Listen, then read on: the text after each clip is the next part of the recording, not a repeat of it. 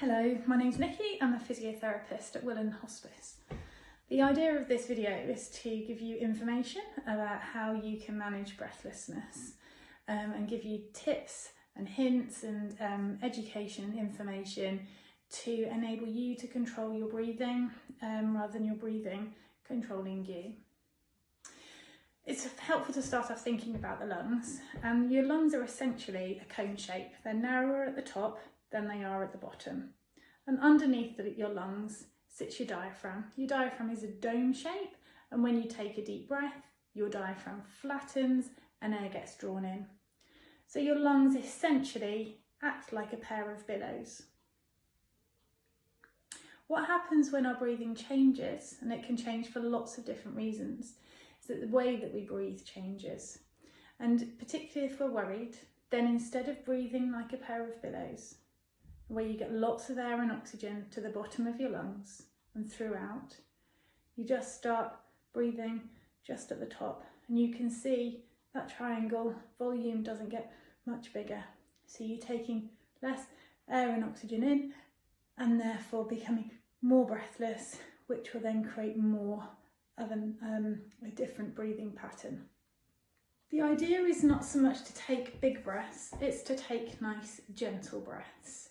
And you're aiming to get your air down to the bottom of your lungs. You can see how you're doing by resting your hand kind of just above your tummy button and then one hand on your upper chest. And you can quietly sit and breathe, close your eyes if you feel you need to, and just see which hand is moving most.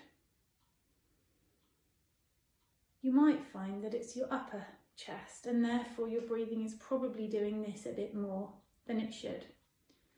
So try and focus on the hand on top of your tummy button, your lower hand, and draw the breath gently in down there. And it's a nice gentle breath in and blowing out. Breathing in and letting the air fall out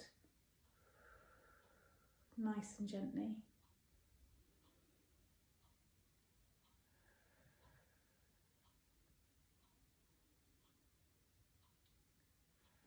What you shouldn't be doing is seeing lots of movement like this, because you're just opening up those upper airways and using all your muscles to try and draw that air in. If you can, let your top half relax and let your bottom half of your lungs do a lot of the work.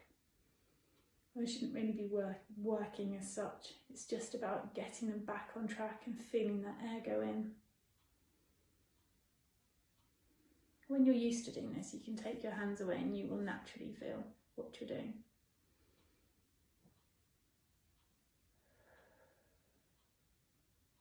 It should always be nice and gentle, breathing in through your nose if you can, and out through your lips. Just gently. And carrying on this practice is really important. So when you're in a good position, and you can also, if you're in sitting, support your arms, put some pillows underneath your arms so you can relax off your shoulders and let your chest wall move.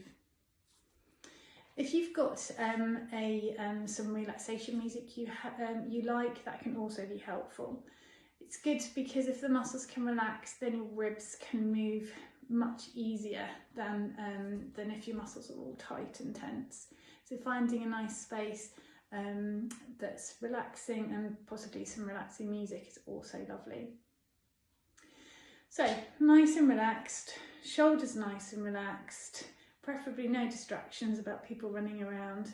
And you're going to just let your body take some nice gentle breaths in. If you can breathe in through your nose and out through your mouth, that's great. If that's a bit of a struggle, then just breathe in through your in and out through your mouth is also fine. Whatever you find most comfortable. In through the nose and out through the mouth is preferable because it humidifies the air as it goes in, but if it's too tricky, don't worry, just breathe gently in and out through your lips. The other thing that's really helpful to consider is a fan.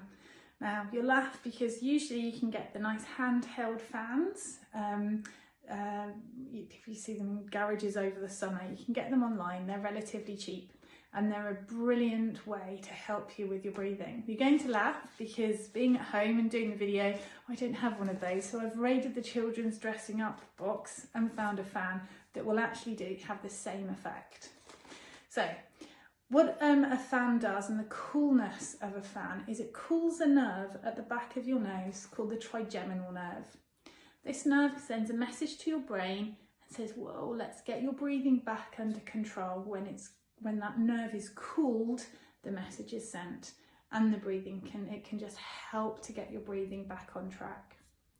So you can do your same breathing that you were doing before, gently in through your nose and out through your mouth, focusing on the lower part of your lungs. You can also do it with your rectangle as well. Adding a fan to the equation will also help.